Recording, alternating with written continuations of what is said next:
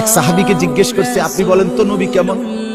উনি বলছে কাসিমুল ওয়াজহ, এক শব্দ কইছে, মানে হলো তিনি ছিলেন এমন যার প্রতিটা অঙ্গ, চোখ, নাক, কান, হাত, আঙ্গুল, ঠোঁট, প্রতিটা অঙ্গ যদি আলাদা আলাদা দেখি তাইলে সবচেয়ে সুন্দর, সারা অঙ্গ যদি একসাথে দেখি তাইলেও সবচেয়ে সুন্দর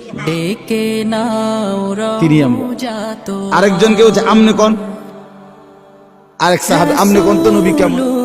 উনি বলতেছে আমি কইতাম না, তিনি ছিলেন এমন ওয়াসিমুল ওয়াজহ, তিনি ছিলেন এমন যাকে একবার দেখলে আবার দেখতে মন চায়, দ্বিতীয়বার দেখলে প্রথমবারের চাইতে আরো সুন্দর মনে হয়, যত তারে দেখি তত আরো সুন্দর লাগে।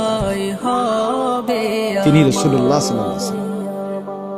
আহা মুসলমান, কাকে ছেড়ে দিলাম, কার সুন্নাত ছেড়ে দিলাম?